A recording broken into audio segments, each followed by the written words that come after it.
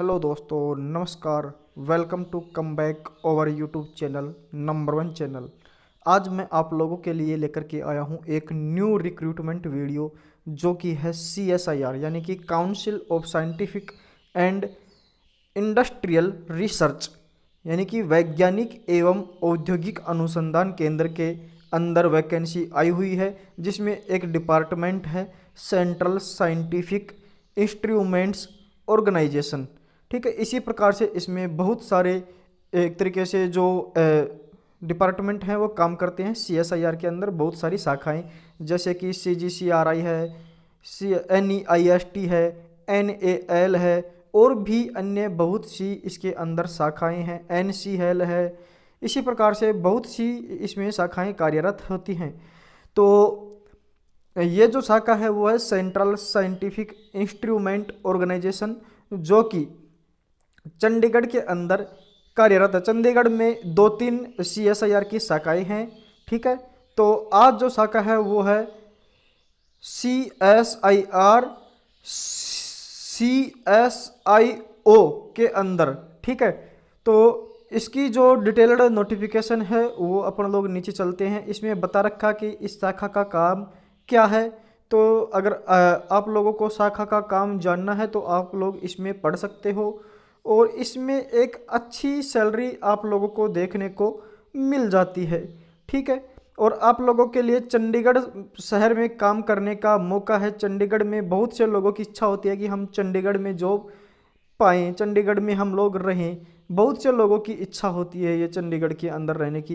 तो इसमें जो वैकेंसी हैं वो जूनियर सेक्रेटरीट असिस्टेंट जनरल के लिए है और इसके अंदर 2 वैकेंसियां तो हैं जनरल के लिए और एक वैकेंसी OBC की, यानी कि जूनियर सेक्रेटरीट असिस्टेंट यानी कि कनिष्ठ सचिवालय सहायक, जो कि जनरल से है। ये ग्रुप C के अंतर्गत पोस्ट आती है। इसमें टोटल 3 वैकेंसी है, 2 जनरल के लिए, एक OBC के लिए। और जूनियर सेक्रेटरीट असिस्टेंट वाली जो पोस्ट होती है वो लेवल 2 वाली पोस्ट होती है और इसमें जो सेल 1 का यानी कि कोष्टक 1 की जो सैलरी पेमेंट होती है वो 19,900 से 63,200 के बीच होती है। इसमें आपको जब आप लोग शुरुआत में जॉब लगेंगे तो आप लोगों को इसके अंदर लगते ही शुरुआत में जो सैलरी मिलने वाली है, आपके पहली जो सैलरी आएगी आपके अकाउंट में वो आएगी 35,205 रुपये। ठीक है, और इन सभी के अंदर आप लोगों की जो एजुकेशन क्वालिफिकेशन है वो मांगी गई है आप लोगों की +2 पास, यानी कि 12th पास आप लोग किसी भी स्ट्रीम से हो तो आप लोग इसके लिए अप्लाई कर सकते हो। और आप लोगों की तीनों ये जो पोस्टें हैं इसमें यानी कि काम अलग अलग है तीनों पोस्टों का नाम एक ही है। तो तीनों की जो सैलरी रहने वाली है वह 19,900 से 63,200 के बीच, यानी कि लेवल 2 के अंदर ही आप लोगों की तीनों में सैलरी रहने वाली है। तीनों में ही आप लोग को चंडीगढ़ में ही जॉब करनी है।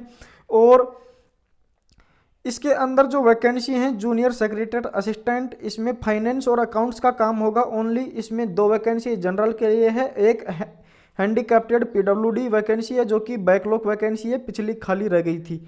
ठीक है, और नंबर 3 पे जो वैकेंसी है वो जूनियर सेक्रेटरीट असिस्टेंट से स्टोर एंड परचेज वाले सेंक्शन से एक वैकेंसी है, जिसमें 2 जनरल के लिए और एक EWS के लिए वैकेंसी रखी गई है। अब इसमें आप लोगों को बताया गया है कि एम्प्लॉयमेंट है उनको एक साथ 2022 के अनुसार जो भी अलाउंस मिलते हैं वो सभी अलाउंस आप लोगों को इसमें दिए जाएंगे।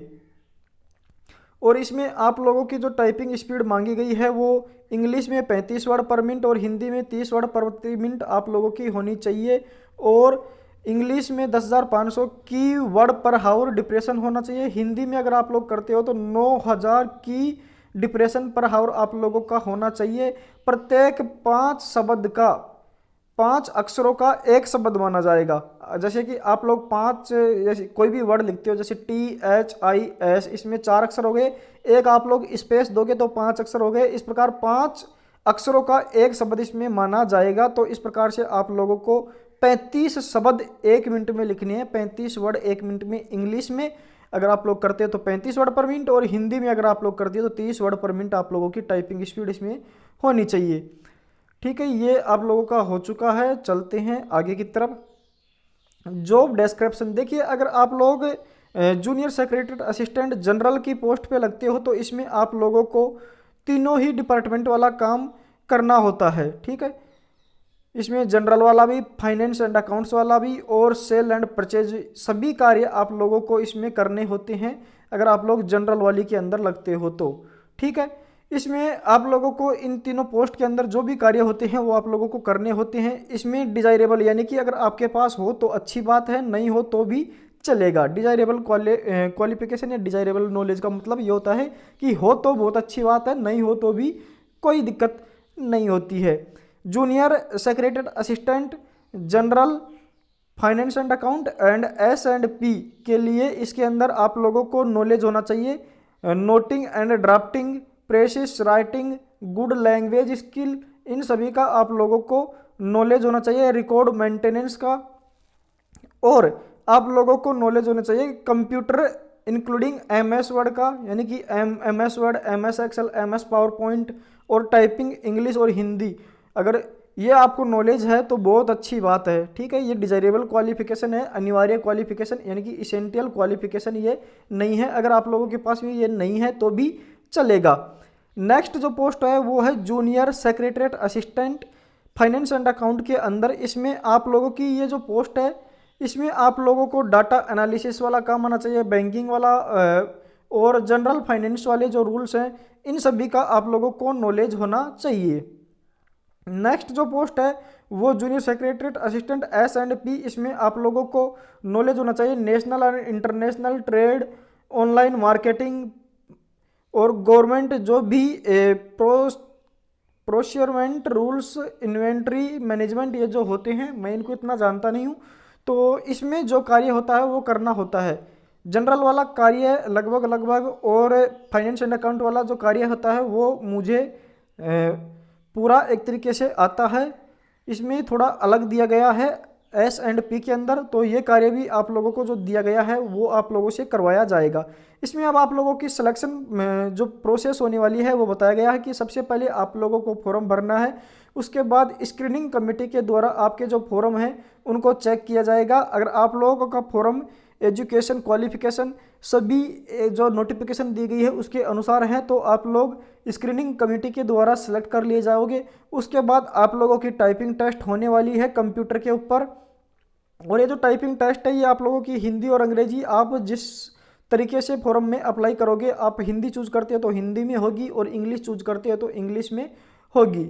ठीक है, और आप लोगों की जो टाइपिंग होने वाली है वो 10 मिनट में होने है, यानी कि 10 मिनट तक आप लोगों की इसमें टाइपिंग होने वाली है, और कंप्यूटर पर ये टाइपिंग होगी हिंदी इंग्लिश दोनों की 10 मिनट में होगी। और अगर आप लोग इस टाइपिंग के पूरे रूल्स पढ़ना चाहते हो तो आप लोग गूगल पे जा कर के ये सर्च कर सकते हो CSIR लेटर नंबर, ये जो लिख रखा है 5/1 छोटा कोष्टक चालू 116 छोटा कोष्टक बंद, यानी कि ये जो भी लिखा हुआ है इसको आप ऐसे की ऐसे सेम टू सेम यहीं से कॉपी करके वहाँ पेस्ट करके सर्च कर लेना, आपके पास सीधा नोटिफिकेशन आ जाएगा। उस नोटिफिकेशन को आप लोग पढ़ लेना, उसमें सभी टाइपिंग्स के रूल हैं वो वहाँ पर दिए जाएंगे। नेक्स्ट जो है वो आपका है रिटन टेस्ट। रिटन टेस्ट में आप लोगों के 2 पेपर होने वाले हैं सभी पोस्टों के लिए। जूनियर सेक्रेटरीट असिस्टेंट यानी कि कनिष्ठ सचिवालय सहायक जनरल हो, चाहे फिर आपकी F&A हो, चाहे S या P हो, सभी का यानी कि जो तीनों एक तरीके से पेपर्स हैं तीनों कैटेगरी के जो फॉर्म के, वो तीनों के तीनों का पेपर सेम होगा। इसमें कोई भी चेंजेस आप लोगों का नहीं होने वाला है, तीनों का पेपर एक जैसा ही आएगा। और ये जो पेपर है आप लोगों का रिटन टेस्ट वो इसमें आप लोगों का कंप्यूटर पर भी करवाया जा सकता है, और आप लोगों का OMR बेस्ड भी ये पेपर है जो हो सकता है। ठीक है, तो इसमें आप लोगों का जो पेपर है वो पहला पेपर आप लोगों का मेंटल एबिलिटी का होगा। इसमें 2 पेपर आप लोगों के होने वाले हैं, जिसमें पहले पेपर में आप लोगों का केवल और केवल मेंटल एबिलिटी टेस्ट होगा, यानी कि आपकी मैथ रीजनिंग इसमें आएगी। और दूसरा पेपर होगा जो आप लोगों का जनरल अवेयरनेस और इंग्लिश लैंग्वेज का होगा, यानी कि GK और इंग्लिश का होने वाला है दूसरा पेपर। पहला पेपर मैथ और रीजनिंग का, और पहला पेपर जो आप लोगों का है वो ओनली क्वालिफाइंग नेचर का है, यानी कि आप लोगों को इसमें क्वालिफाई होना है पहले पेपर में। इसके बेस पे आपकी कोई मेरिट लिस्ट से लेना देना नहीं है। और जो सेकंड पेपर है उसके आधार पर आप लोगों की इसमें मेरिट बनने वाली है। यानी कि आप लोगों की जीके और इंग्लिश का जो पेपर है उसी के आधार पर आप लोगों का इसमें सिलेक्शन होने वाला है। मैथ रीजनिंग वाले पेपर में आप लोगों को ओनली क्वालिफाई करना है। ठीक है, चलते हैं आगे की तरफ। जनरल इंफॉर्मेशन एंड कंडीशन, आप लोगों को इसमें जॉब के अंदर क्या क्या दिया जाना है, क्या क्या नहीं दिया जाना है, वो सभी रूल्स इसमें दिए गए हैं। आप लोगों को डियरनेंस अलाउंस यानी कि महंगाई भत्ता इसमें दिया जाएगा, जो कि आज ही की डेट में मैंने देखा है कि 38% ये महंगाई भत्ता हो चुका है। यानी कि अगर आप लोगों की सैलरी 19,900 रुपये है, 19,900 रुपये बेसिक सैलरी है, तो इसका आप लोग 38% निकाल लेंगे, ये आप लोगों को महंगाई भत्ता इसमें मिल जाएगा। यानी कि 19,900 का 38% और 19,900 में जोड़ दो, ये आपका डीए हो जाएगा। इसी प्रकार से नेक्स्ट आप लोगों का है हाउस रेंट अलाउंस। ये आप लोगों का शहर के ऊपर डिपेंड करता है कि आप XYZ किस सिटी में काम कर रहे हो। जिस सिटी में आप लोग काम करते हो उसी सिटी के अनुसार आप लोगों का HRA दिया जाता है। तो चंडीगढ़ में जो HRA दिया जाता है वो चंडीगढ़ है जो X सिटी में पड़ती है, तो X सिटी का जो HRA है वो 25% है। ठीक है, 25% X सिटी का HRA इसमें दिया जाता है। तो 25% 19,900 का आप लोग निकाल सकते हो। 19,900 का 25% ये और 19,900 में इंक्लूड हो जाएगा। 25% ये हो गया, 38% डियरलेंस अलाउंस हो गया, और फिर इसके ऊपर टीए आप लोगों को मिलने वाला है। फिर डीए ऑन टीए एक और मिलता है इसके ऊपर, डीए ऑन टीए, यानी कि डीए के ऊपर भी एक टीए मिलता है, एक टीए अलग से होता है, और भी बहुत से इसमें भत्ते होते हैं, उनके ऊपर मैं एक अलग से वीडियो आप लोगों के लिए बना दूंगा। तो ये जो 19,900 है बेसिक सैलरी, इस 19,900 का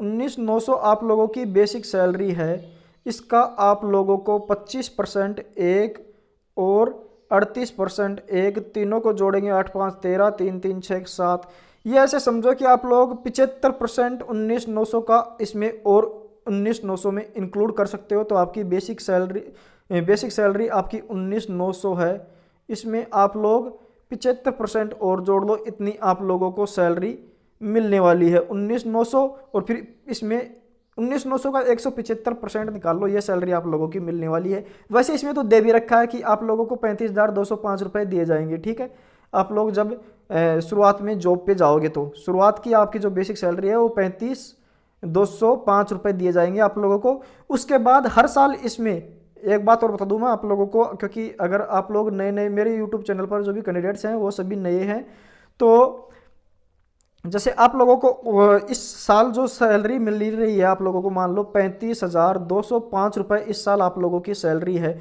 तो ये जो नेक्स्ट ईयर होगी आप लोगों की ये सैलरी है जो इसका 103% मिलेगी। यानी कि ये जो 35,205 रुपये है इसका 103% जितना होगा वो सैलरी आप लोगों को नेक्स्ट ईयर मिलने वाली है।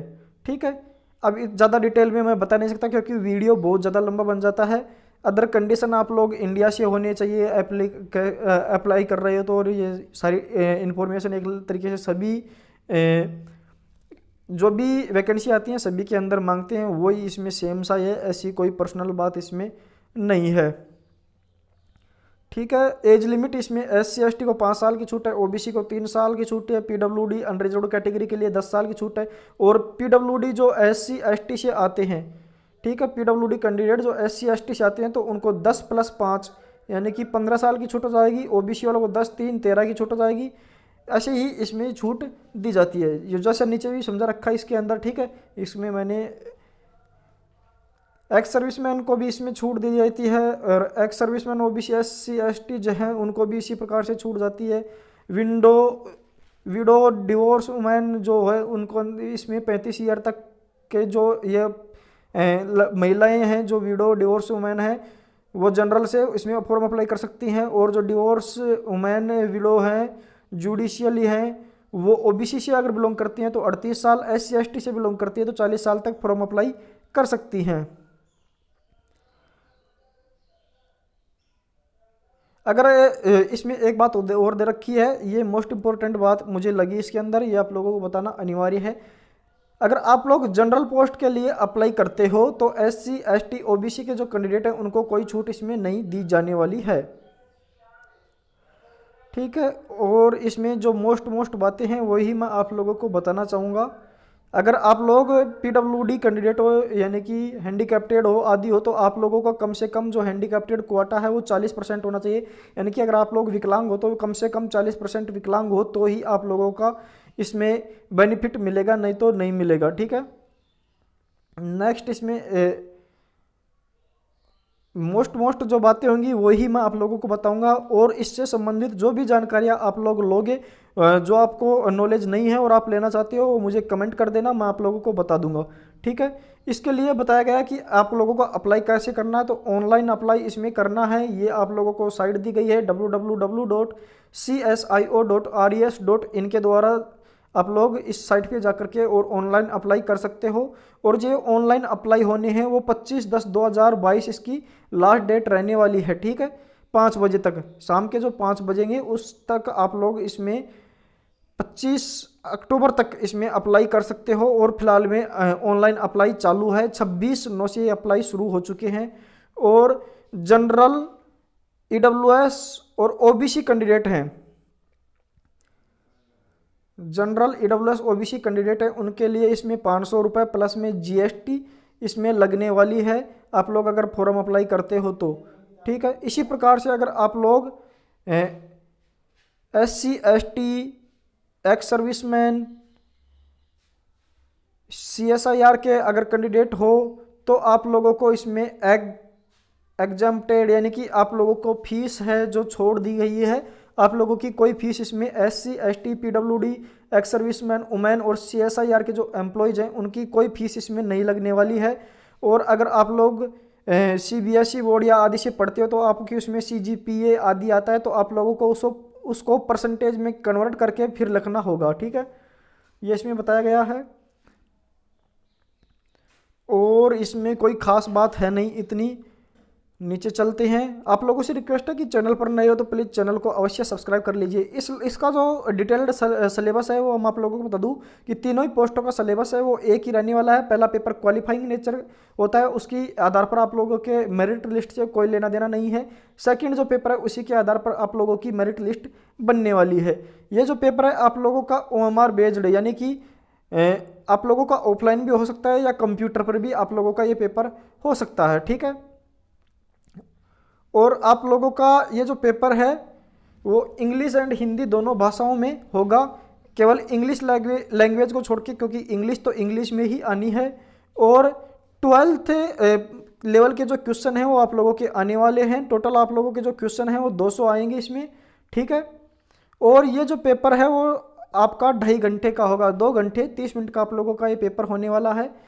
पहला पेपर आप लोगों का मैंने बता दिया कि क्वालिफाइंग नेचर का है, जिसमें मैथ और रीजनिंग आने वाली है, मेंटल एबिलिटी टेस्ट।